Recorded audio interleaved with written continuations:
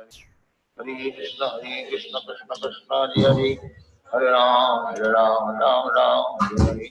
Hare Krishna, Krishna Krishna, Hare Hare, Hare Ram.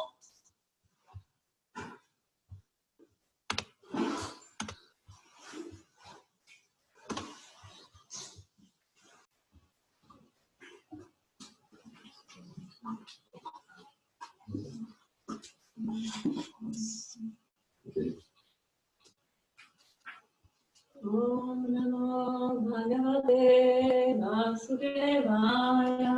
Om Namo Bhagavate Vasudevaya. That I can see everyone? And not myself. Yeah, you're trying to watch for the nice video. I understand what's happening. Om Namo Bhagavate Vasudevaya. Om Namo Bhagavate Vasudevaya. Om Namo Bhagavate Vasudevaya. Om Namo Bhagavate Vasudevaya. Reading from Srimad Bhagavatam, Canto 2, Chapter 5, Text 24. No, Text 25.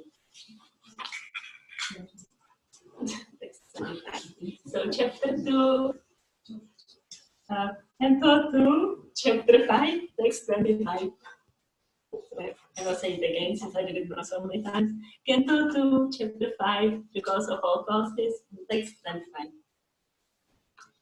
Tamasat, Apim, Buddha Ade, Vikurvana,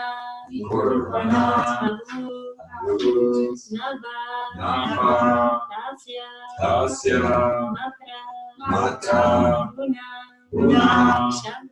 Shabda, Lingam, Yad, Drashti, Drishayo, Tamasada Vibhutader, Vikurvana Dabunava, Tasya Matra Guna Shabdo, Lingam Yad Drishayo,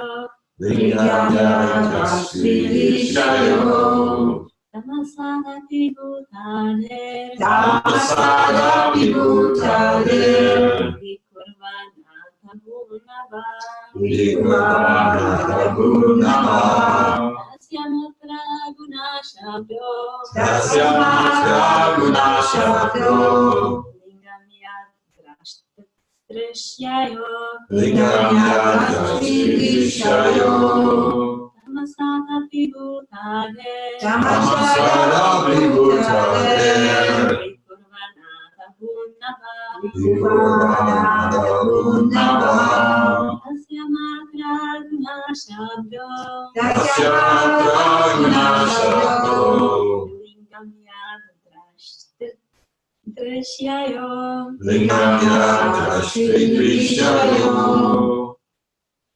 Tamasada Vibhutader,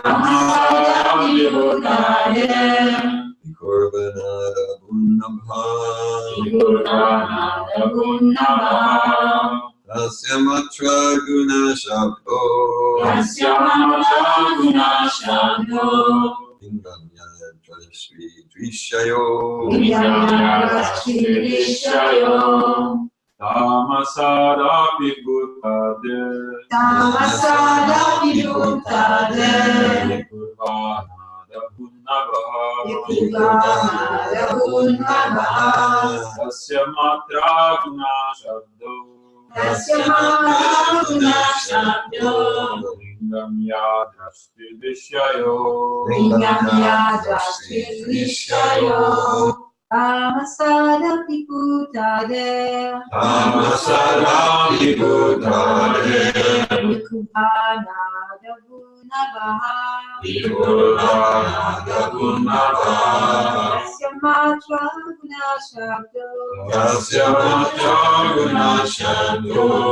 Lingam yadrastri drishayo. Lingam yadrastri drishayo.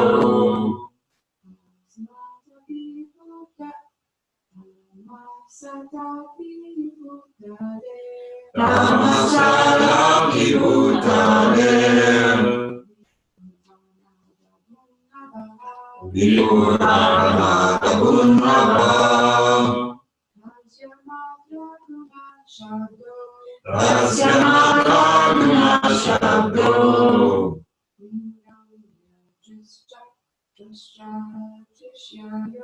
Lingam yadrastri drishayo. Tamasara vibhutane. Tamasara vibhutane.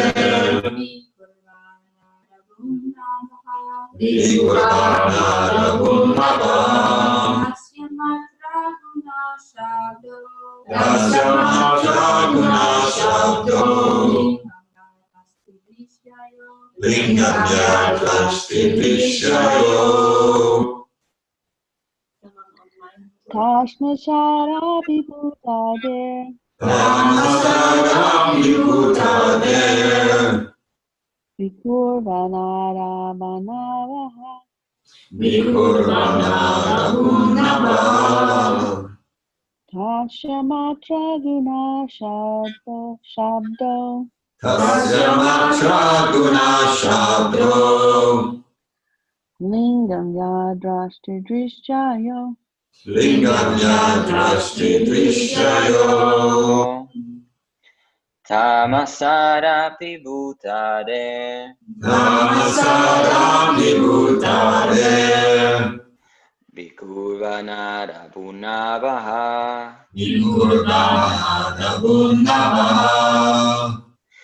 Tasya matra guna shabdo. Tasya matra guna shabdo. Lingam yadrastri drishayo. Lingam yadrastri drishayo.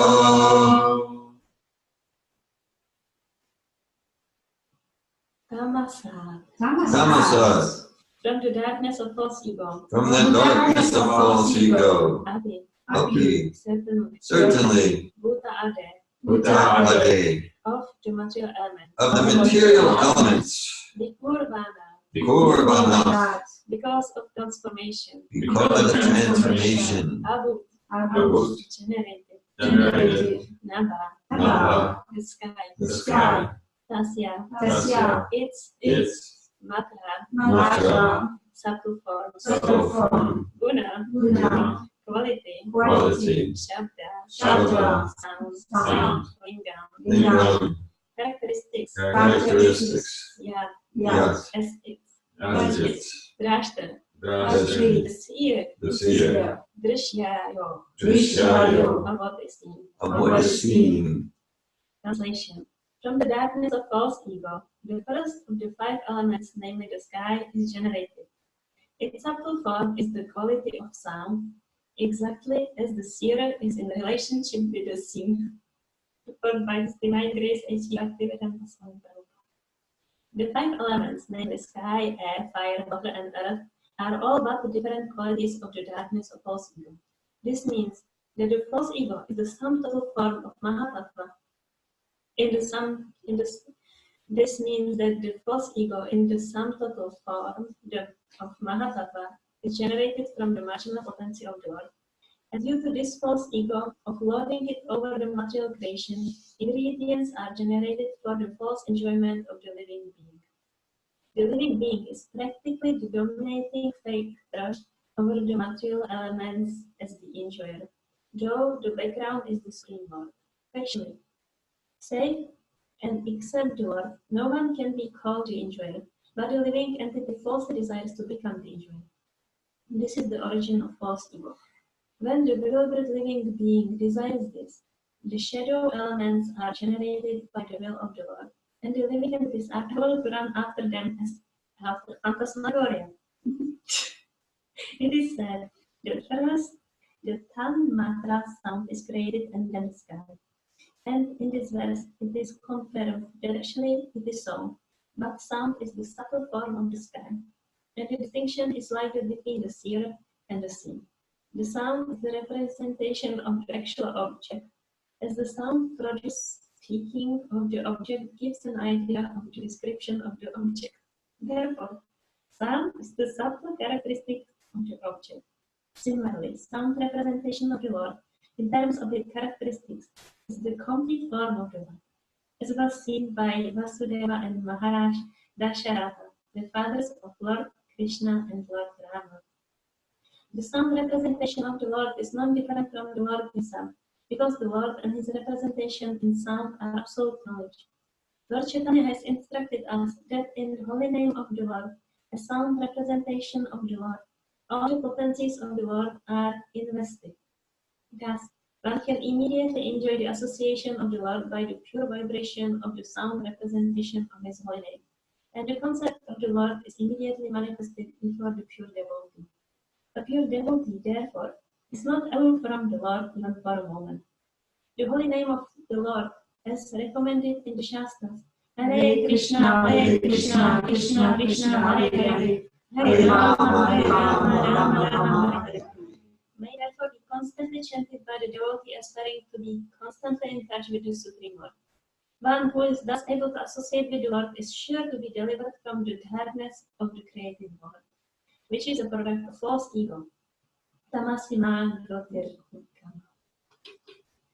Naranam Namaskrityam Haram Chaiva Narotamam Devim Sarasvatim Vyasam Tatum Chaya Mudirayet Sastaprayeshu Abhadreshu Nityam Bhagavata Sevaya Bhagavati Uttama Shloke Bhaktir Bhavam Tirnaishtikim Amagyanati Mirandhasya Ginanjana Salakaya Chaksurum Militam Yena Tasmai Shri Gurave Namo Shri Paraya Krishna Prasthana Shrimate Bhaktivedanta Swami Namo Saraswati Devi Gauravani Pracharya Nirvishesha Sriya Prashasthesha Shri Krishna Chaitanya Prabhu Nityananda Shri Advaita Gadadhara Shri Gaura Bhakta Hare Krishna Krishna Krishna Hare Hare Hare Rama Rama Rama Hare Hare. So on the internet we have Gary, that's I know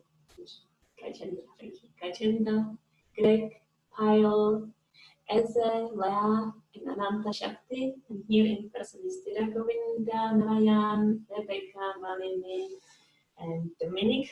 Welcome everyone. It's a big assembly.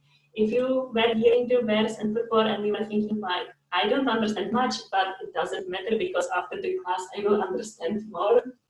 I'm going to disappoint you. You will not. Yeah, these verses, this section of Srimad Bhagavatam for me are like humility verses, because like I tend to think like, yeah, I understand this philosophy, it's clear. Like I'm not this body, I'm spirit soul, servant of Krishna. Krishna creates the universe. Lotus flower grows from the navel of Mahavishnu. Clear, I get it. It's easy. So it's like let's say it's like a primary school and there is biology and the teacher is speaking about like digestion. So the child is like, yeah, I get it. I eat the food, it goes to the stomach, digest, and I'm nurtured. I get it, understand, it's easy. But then like if you go deeper into the subject matter, the child really doesn't understand anything. It's like there is like so many like enzymes involved and reflections and like how the blood is like taking the nutrients to the cells. And the cells needs insulin to accept the sugar, and then like there's like a whole complex like biochemical process to break it down to carbon dioxide and water, and then we exhale it, and then there's energy from the sugar. It's like years of study of like just this simple process of digestion. So it's the same thing. Like a little child is like, yeah, Krishna creates the universe. Clear, get it, understand. Nothing complicated around this. But then this section of humility verses go like, I don't think like much deeper to subject matter, just like a little bit like a secondary school or something, and I'm like, what? Like completely, like if I will be speaking to the child in the primary school, and then like it breaks, fruit enzyme, carbon dioxide, and like that child would be like, what? It's like, yeah, the food goes to the stomach, digest, and then we are nurtured. And that's easy. So I was, a few years ago, I was really stuck in my regular reading. I was so stuck in this section of Srimad Bhagavatam. I was like, really stuck. I wasn't, like, I don't think I was even understanding the English, or it just like felt like reading completely foreign language. And I was like trying to read, but I really wasn't reading whatsoever. But then by a trickstery of Dhiragovinda Prabhu, I actually read through it because the trickstery. So I was in a reading group, reading Srimad Bhagavatam, chapter 1, Canto 1, chapter 2, and then we finished what we wanted to finish, and then the group discussed what we want to read next. And then the group decided that they are going to read next Chaitanya Charitamrita. And then Dhiragovinda Prabhu said, oh, so who wants to be part of the group? We cannot like just jump there, so you have to read the 2 cantos of Srimad Bhagavatam first. And like, it's like, for me, it's really impossible, especially with the deadline. I was like, I cannot do it. I can read like 1 sentence a day or something. But I created a plan, and I said, like, okay, so if I join a group, I am committed that I will finish reading a 2nd canto like a year later than is the deadline. And then you admitted me to the group, and I got through this section. And now we are reading it again. I didn't read it since then. We are reading it again, and I don't think I have more understanding than I had before. But like I'm getting more out of it because I can like really see how it can help me to be more humble and see like, wow, I really understand nothing about the subject matter, just like very raw basics. So that's nice because humility is important quality for yeah, I know that I don't have much of it, but that's why I see value in my classes like this. When she's laughing at me. So it's a section of humility verses. Now I'm reading about Bharata Maharaj. It's the one who got entangled with the deer. It's a really nice story. And so it's also humility. It's also a humility section of Srimad Bhagavatam. Maybe all of the sections of Srimad Bhagavatam are humility sections, but I can see that too because, like, so Bharata Maharaj is a pious king. His father is Rishabhadev, so the supreme personality of Godhead, and Bharata Maharaj is his eldest son and the most pious son, and is instructed by his father, the supreme personality of Godhead, how to rule the kingdom, and he does it really righteously. And then when it's time, he renounces and goes to the forest, and he's like so absorbed in Krishna consciousness. It's described by his ecstatic symptoms. And then the baby deer comes to the scene. And then Bharata Maharaj gradually forgets about Krishna, and all he can think is the cute baby deer, and he's doing well, and he's happy and safe. And then he dies, and it gets buried over deer. And then Krishna says in Bhagavad Gita, there is no diminution or loss on this path of Krishna consciousness. So even though Bharata Maharaj is so absorbed in thinking of a deer at the time of death, and he accepts a deer body, then he can remember what happened in his previous life. And he doesn't feel resentful towards Krishna. He actually feels repentant, that's how we say, repentant. He feels repentant. So he's like, I'm such a fool. Like, how could I degrade myself so much? Like, I renounced the whole kingdom, whole family, my sons, wives, everything, and then I got attached to the deer of fool I am. So he's like very repentant, and he's not complaining, and he renounced even his deer life. That's quite amazing. He's like with his mother deer and his friends baby deers and like that, and he renounced his deer life and goes to the place in the forest that the sages are, and he's hearing like he's doing Shravana. He's not doing kirtan. And then he's born again as a son of a Brahmana, and then comes the humility part also, that he is he's pretending that he's down, blind, deaf, because he's so afraid that he will get entangled again. He's so afraid, like he's a pure devotee, and he's so afraid, like if I'm in contact with this material nature, I'm just going to get attached, entangled, bewildered. So I'm like closing my eyes, closing my ears, not interacting, pretending just them down so people leave me alone. He's like so afraid to be entangled in the material nature again. So that's another humility verse, because I have the tendency of thinking like, yeah, like, of course, like I'm so advanced, like how could I like forget about, you know, like that I would like 10 years from now that I will not chant my rounds or something. Of course I will do that. But Bharat Maharaj has this experience, it's like so easy to get entangled. I mean, I'm entangled, but I still think like I'm above this. But Bharat Maharaj, like, he's a pure devotee, and he's just like, wow, like this is like really like the material energy of the Lord is like so powerful, and I don't want to have anything together. Close my eyes, close my ears, and like not putting in my mind like any of the impressions of the material world, because what we put to our mind, it will come back.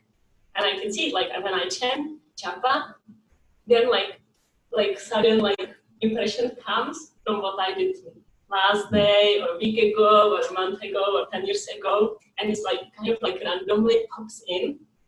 So it's really dangerous, like what we put in our mind. And then yeah, so the material energy is Krishna's energy. So by definition, it's much bigger than the little spirit soul. And the little spirit soul in connection with Krishna is above that, but like in the position that we like really should be like so alert and cautious of the material energy. And so that's and it all starts with humility, I think, because if I think that I'm like powerful and I can like, I'm like above it or whatever, like it's that false ego telling. It's such a dangerous position, and I'm like I'm like trying to cultivate this attitude of like if I'm actually able to get up and chant my rounds, it's like such a mercy of Krishna. Like yeah, I don't have a like it's a mercy of Krishna, and like how many living entities on this earth at this time have such a mercy, like have the knowledge to like have enough little false ego or enough humility to accept the knowledge and like give a little effort to try. It's costless mercy. I wasn't seeing anything like this. Yesterday we were speaking about evolution. I was thinking, yes, I evolved from a monkey for sure, or I'm in the process. I'm in the process of evolving from a monkey. Like the first summer I came to 2015, I was living in Hladinivideo, and I remember it like if it was yesterday. I cooked something and it was in the oven. And you came by to the kitchen. I'm like, can I serve you some fresh ram? And I like opened the oven with my feet. She's like shocked. And then I pulled the tray like with my feet too to like show you what we have. And I was really using like all 4 of the limbs for everything, like for cooking, opening, closing the fridge. If something falls on the floor, you know, like I don't know, like a piece of pumpkin falls on the floor, so I would like I would pick it like this and then like catch it. So it was encouraging for me. It showed that I had a higher standard than someone. Yeah, you could see that you can really train people to like come closer to Sapa. It's rare that I have a higher standard than someone. It was bolstered from my sense of self-esteem. I am glad that I could provide this for you. So there was a match. Or I would be like, even asked to give class, I would be sitting here like that, and my hands got like that short. and then the commander would come to me, all red, in his face, and like, do you think like next time, you know, when like everyone is looking at you, that your skirt might be a little longer? So anyway, so we were speaking about evolution, and I was thinking like, yeah, I'm evolving from a monkey. That makes sense to me. Evolution theory is like, it just is within one body. The consciousness is changing, and it's like true for everyone. And it's like it can go to the higher modes or transcendence, or it can go to the lower modes too, according to our desires and activities. So, an association. Yes, association. So, in the association of you, I gave up some of my monkey habits, all of them. So that was wonderful, and that's also mercy. No, I didn't have any desire to like learn how to cook in more sattvic way. Not that I know of. So that's great. And yeah, so I was reading about Bharat Maharaj, and I was at the section that he's announced in the forest and he's feeling the ecstatic laughter for God. And I knew how the story will go because I heard it before, so there was not like so much surprise. But I was like so angry with Krishna that he like this is like his beautiful devotee, you know, and it's like we are going to be a deer, so like what chance I have first of all, and then second, yeah, it like my rebellious part of nature, and I shared with Malay like Krishna is jealous of the deer. That's the conclusion, because Krishna is like a jealous husband, you know, and then the wife loves him, but maybe she has some affection for some other man too, and the husband is so jealous. You know, he cannot like, you can just love me and no one else. Nothing. Sometimes a husband is even jealous of his own child or something. Like, so I was thinking like, oh yeah, like Krishna is like really jealous, like can just love him and no one else. So I shared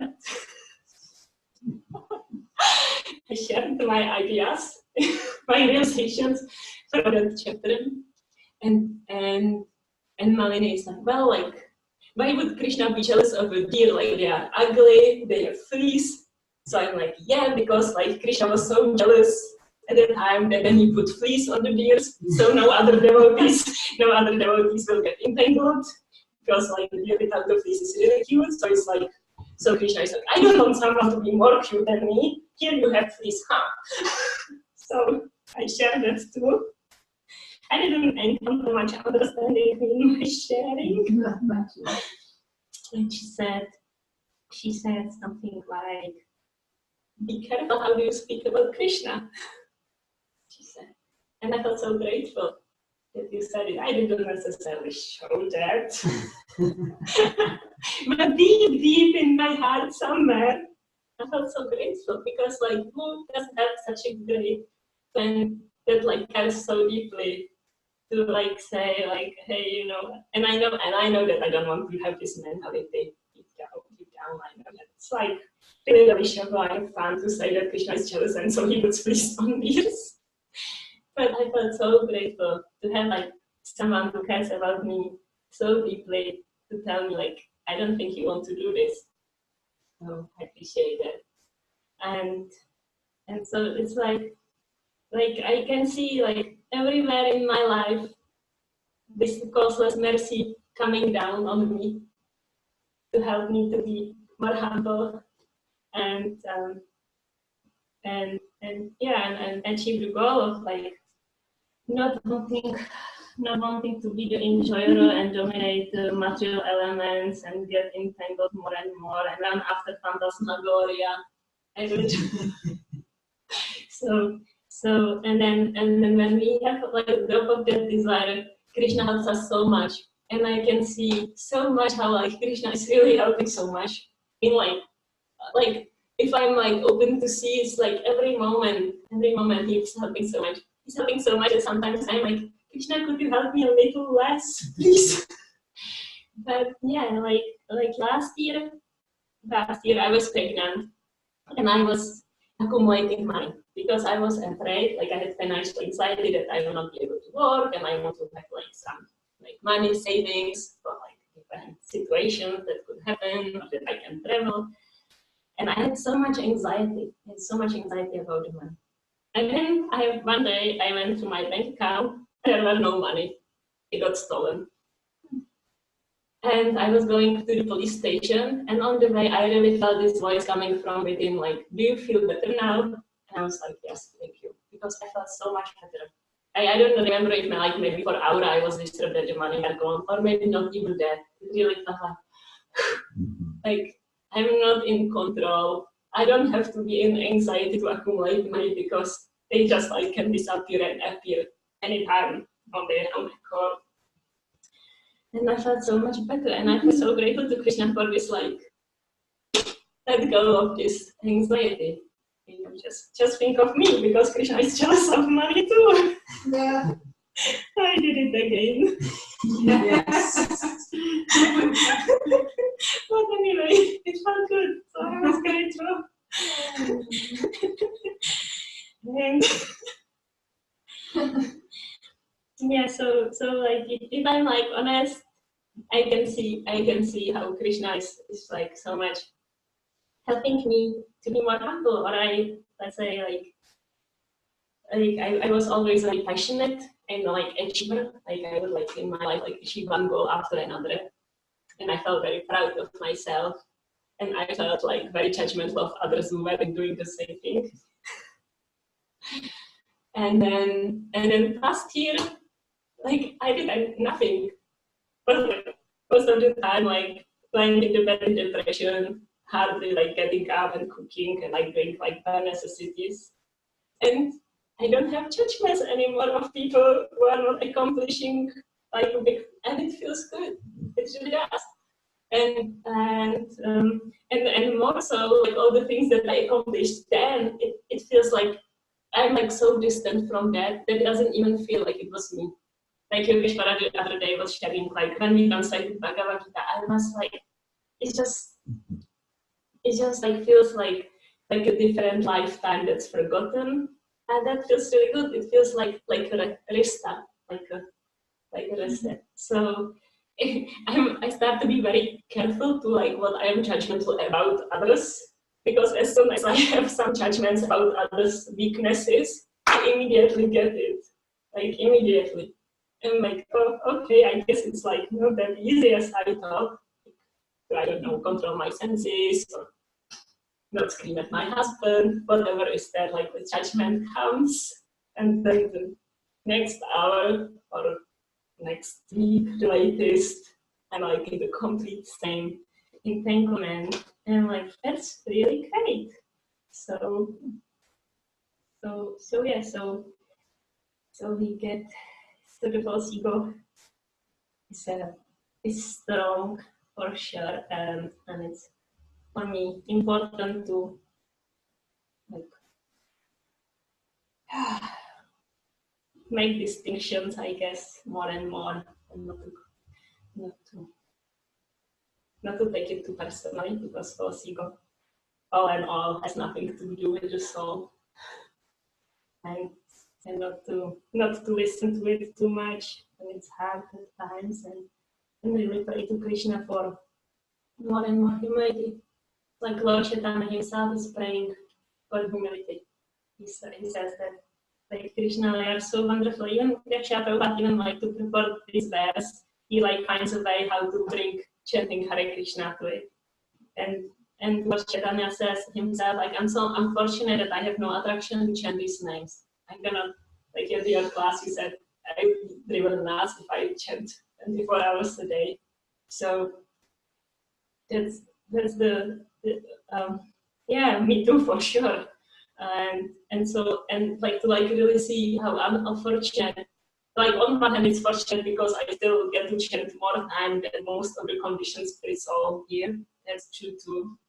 And at the same time, how unfortunate I am that I don't have this like attraction for Krishna's names. And then Lord Chaitanya goes on like okay, and if someone wants to chant the names of the Lord constantly, it has to be harmful.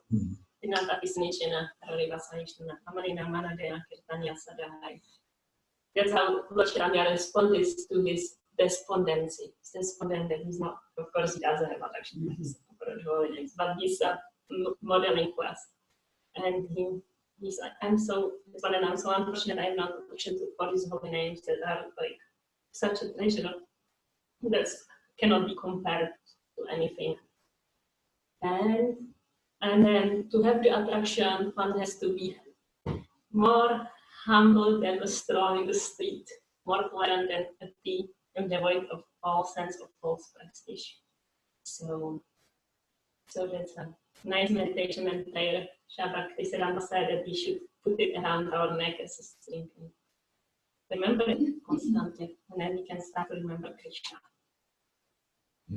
So that's all I can say to this verse. Tanatatapi bhutare vikurvanata bondama tasya matra guna shabjo nigamya drashtatishayo. From the darkness of false ego, the first of the 5 elements, namely the sky, is generated. Its helpful form is the quality of sound, exactly as the seer is in relationship with the sea. Comments, questions, realization, criticism. I'm curious about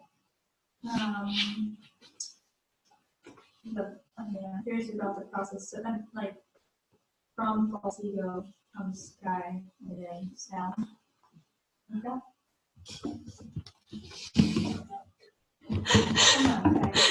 Yeah. Okay.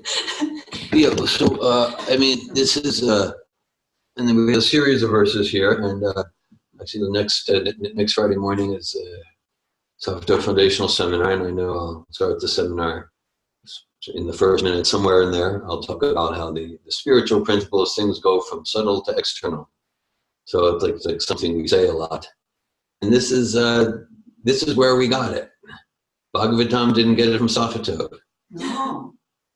No, really. This is. I mean, this is maybe the first section that, in detail, goes into it. There's other sections as we get into third canto like that.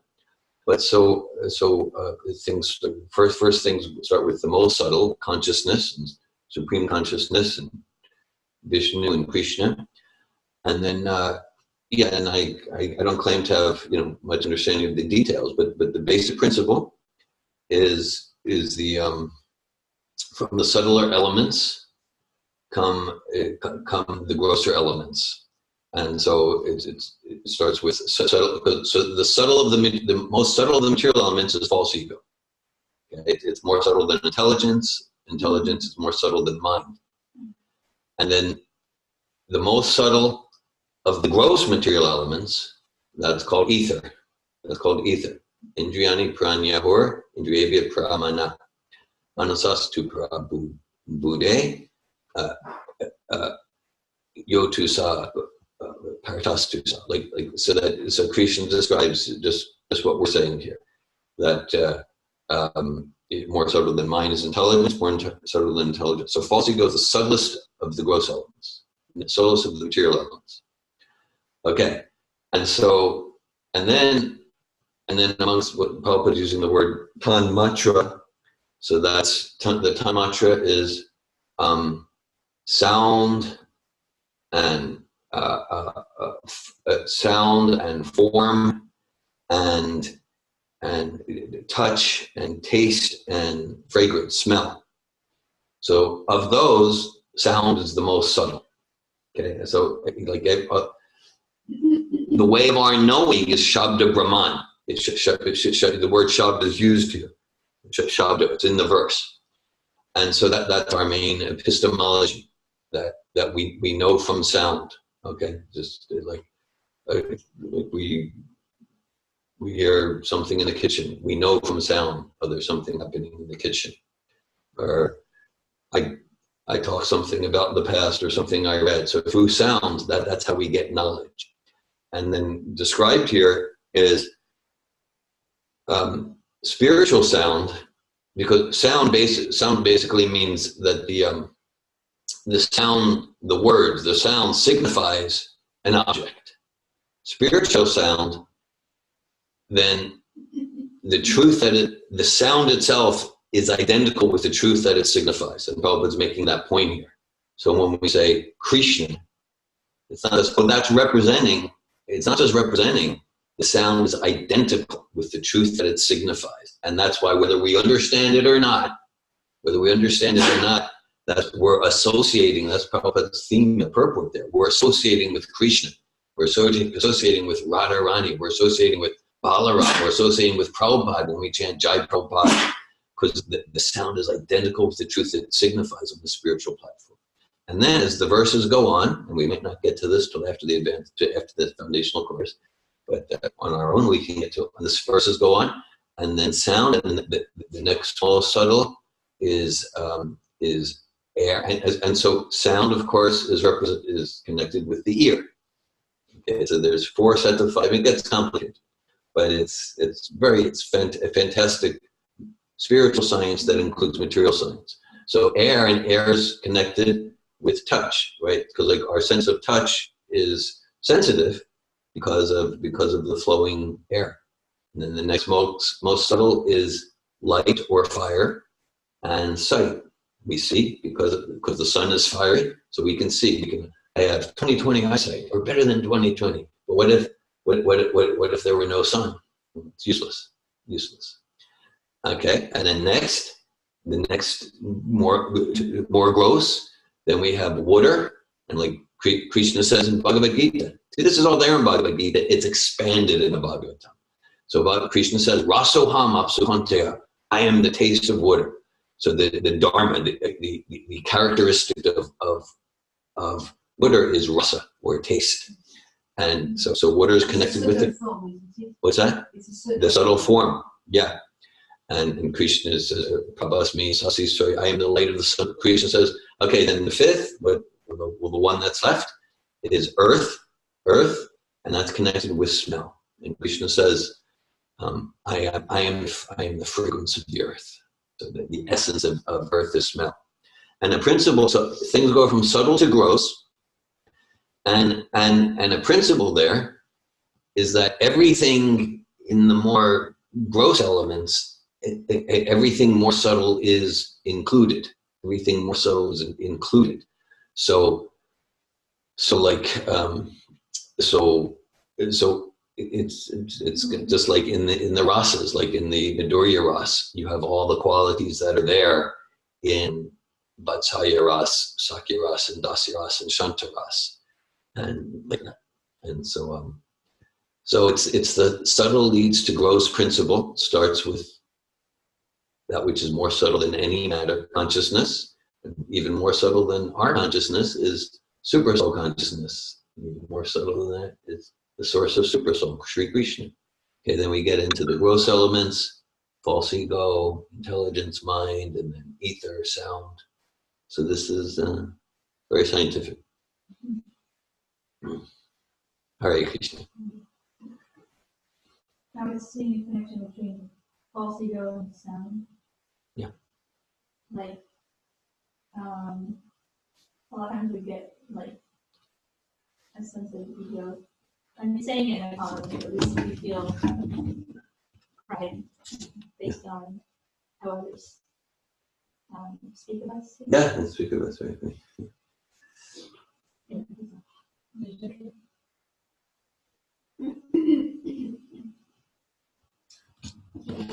Like while we were talking about this verse, I learned about this and read about this a long time ago, but I was seeing these really little squiggly lines, and that scientists had found that, and I can't remember all the details of this at all, but I just remember that there were some little sound vibrations in that the scientists had discovered, or something that everything had sound. Yeah. That every material object or natural object had it. Well, maybe not. I'm not sure about the material, about Well, anyway, in the natural world, that's something I remember that was vibrating. Yeah, in the Christian tradition, in the beginning was the Word. That's the principle.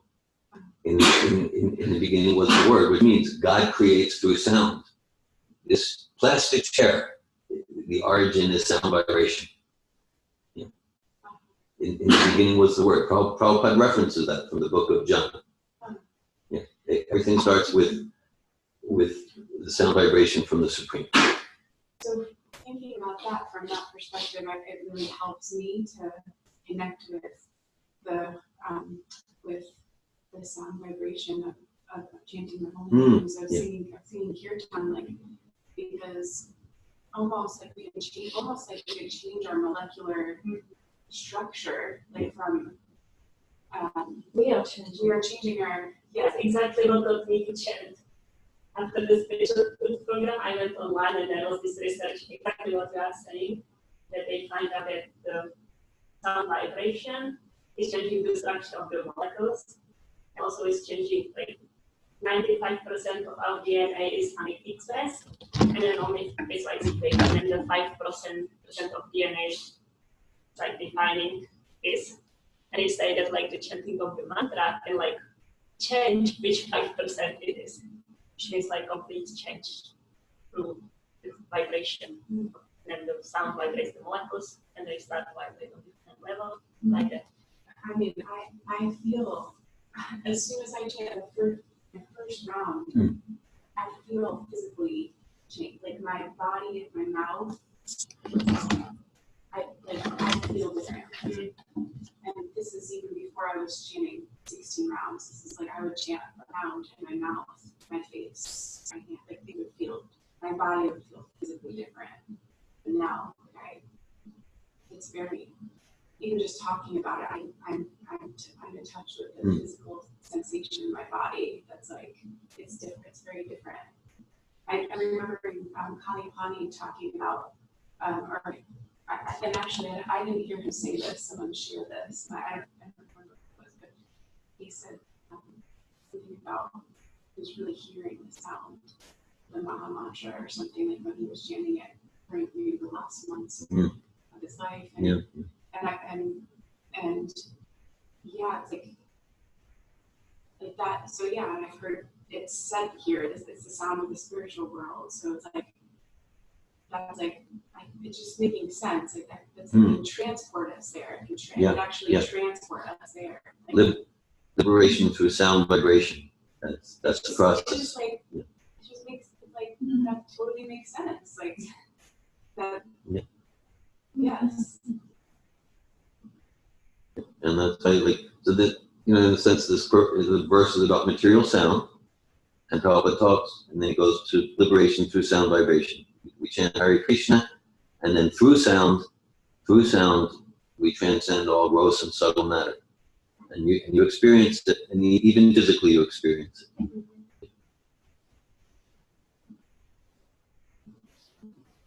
Can you say something about, I think I've asked this before here even, but I'm always going to what's the difference between material sound and spiritual sound?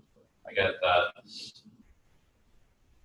with spiritual sound there is no difference between the sound and the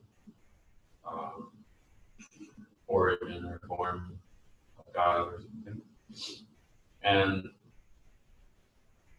it's still challenging for me to think of how it seems like it's based more on intention in a way. Yeah. There's not we all say Krishna differently and chant the Maha Mantra. It's not about the mechanics of the pronunciation. Yes, that makes it spiritual. I don't really understand where it's that. And you talk a lot about any bona fide name of God, Jehovah, like that. Yeah, I'm curious what Prabhupada says about those names specifically, and how they have a different effect than Krishna's name. Just a little bit. He's asking you. Mhm. Yeah.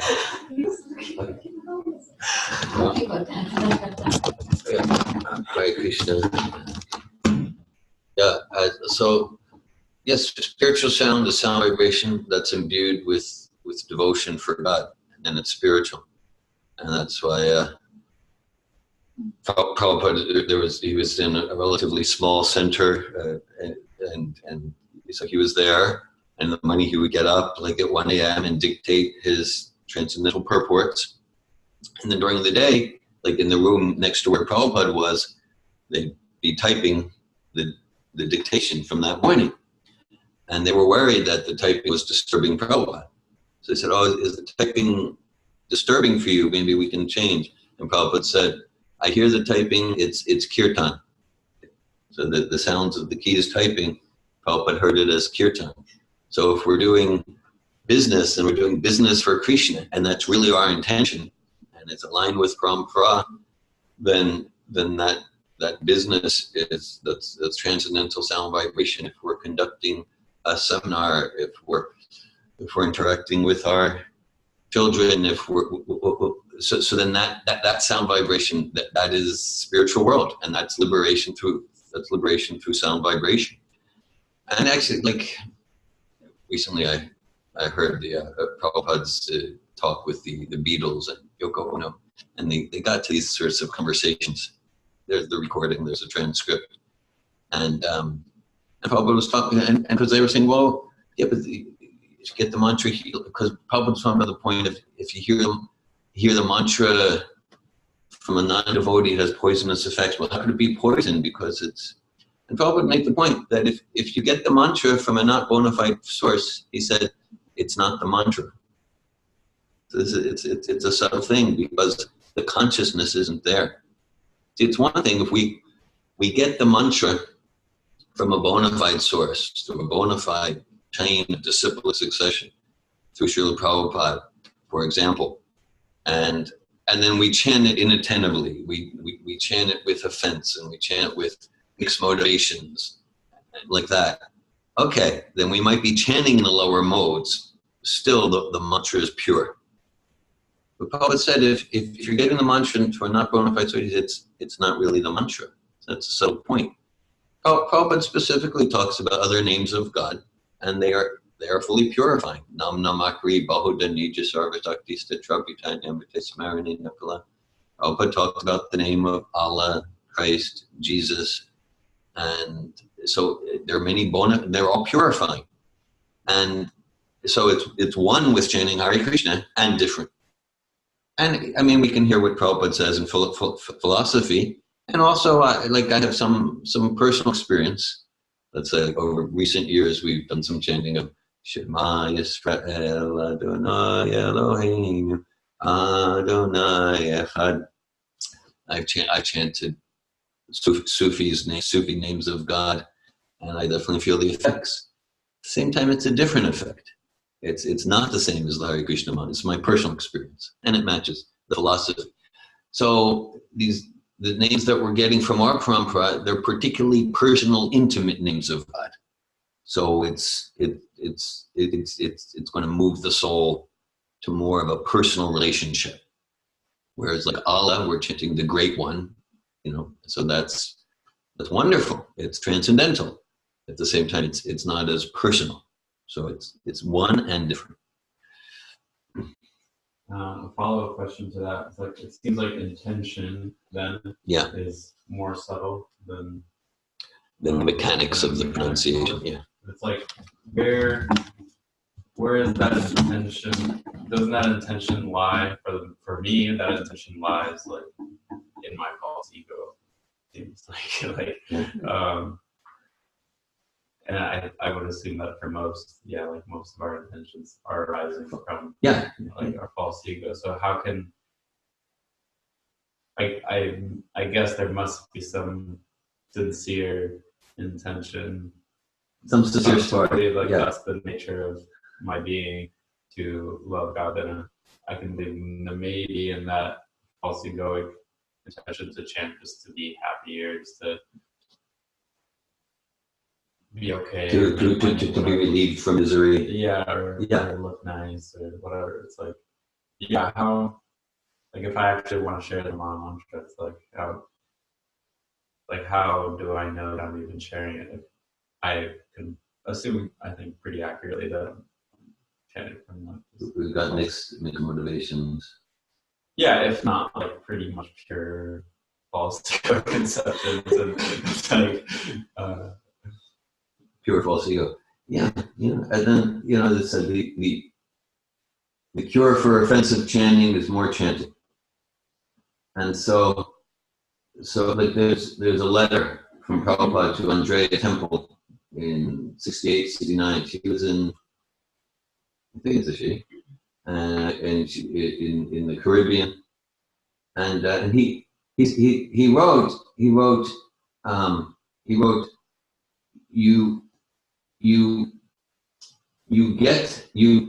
hear the mantra from my representatives and you're receiving it directly from me. So Prabhupada came to the West in 1965. So practically anyone, I'm not going to make an absolute statement, but practically anyone who gets the Maha Mantra, even if they don't even know Prabhupada's story or know who Prabhupada is, practically anyone who gets the mantra, I'll include you got it from Prabhupada. You got it from Prabhupada. And so you give the Maha Mantra, I give the Maha Mantra with whatever our mixed motivations. And so they're getting the bona fide mantra from Prabhupada. They're getting the bona fide mantra from Srila Prabhupada. And then for ourselves and them and whoever, the more we chant, and I can say that, like, my motivations, it's hard to find the spark of spiritual purity, like that.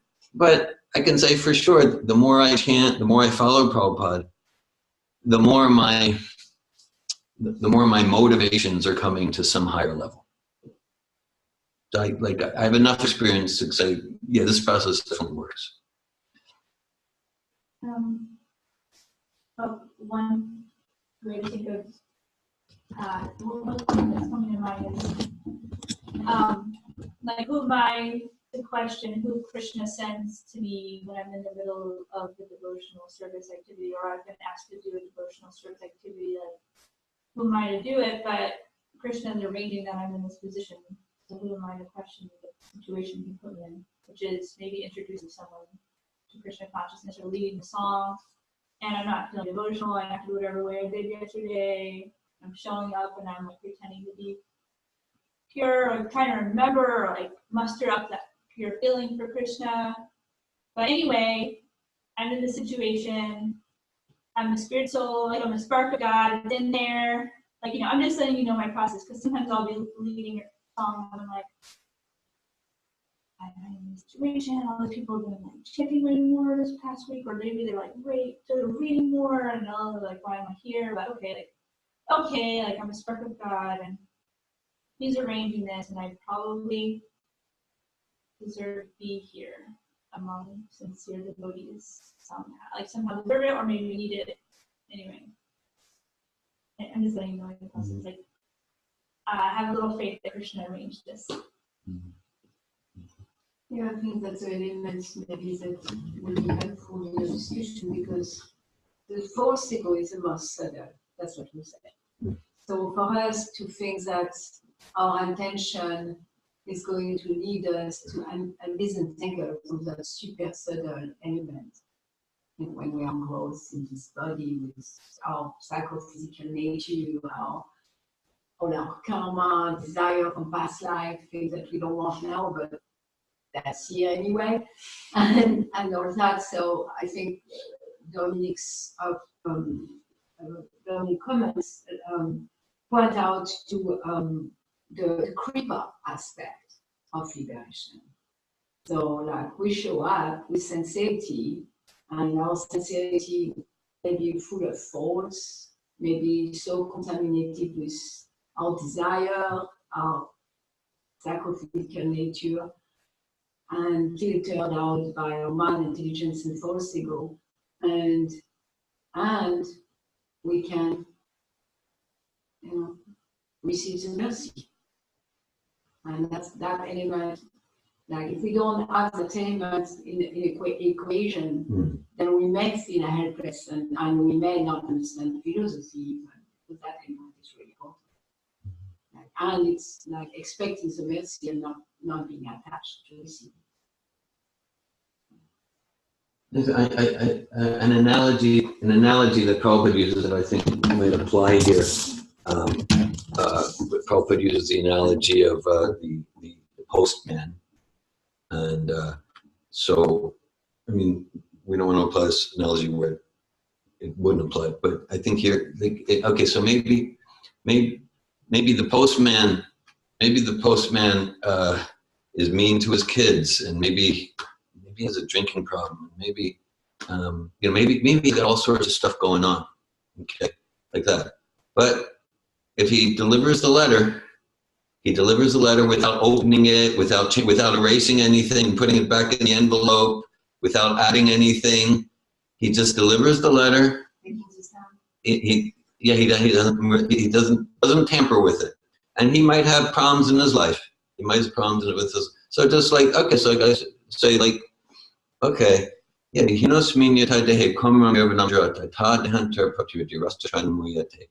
as the embodied soul continually passes in this life, from childhood, youth to old age, the soul similarly passes into another body at the time of death. The self-realized soul is not bewildered by such a change. We're not the body, we're spirit, soul.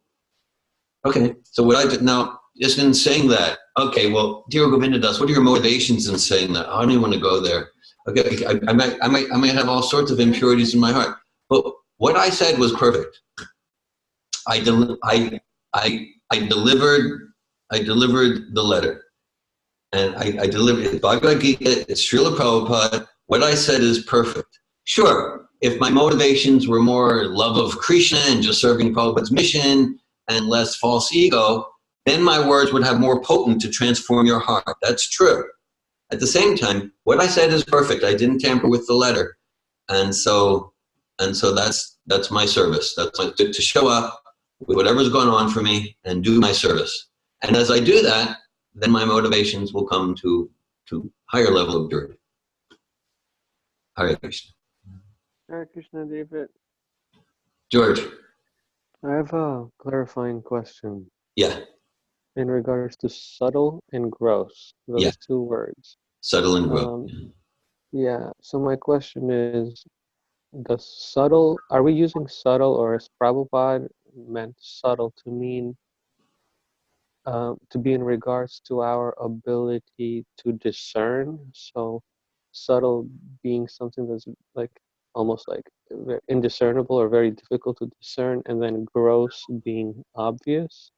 Or is it more like Hladini Shakti was sharing, where subtle is more like complex or fine, versus gross being like something that's crude or like that's the essence of my question.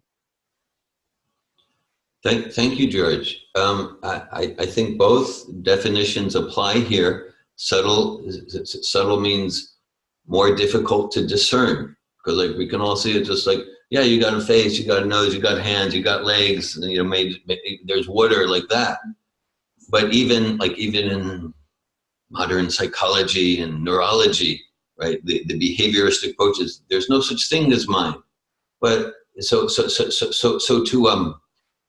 to perceive, so to discern, like, okay, with my physical eyes, I'm not seeing the mind, just like I'm not seeing the soul. But I know you have a mind. I know you have an intelligence. But it takes some finer discernment of consciousness to perceive and distinguish that which is more subtle, mind, and then just as like Malini was sharing about the false, like the false ego is so subtle that just like, what do you mean false? That's who I am. That's who I am. I am this false ego. That's who I am. But to distinguish the soul from the false ego, and that's why, like, even I'm thinking, like, well, especially in the advanced seminar, right? So we have 22 ground rules, and I've noticed when people don't follow strictly, creates problem. It can create, sometimes create problems, they're just not getting it, but sometimes it creates dangerous problems. Because what's gone on there, the self-realization work is so subtle. And if someone's just like, you know, chewing on flesh and blood or something, it's just not going to work. So like all those ground rules of Bhakti Yoga, of the advanced seminar, they're meant so that our consciousness is more attuned to that which is subtle, mental, intellectual, less driven by lower drives like that, right? Like that.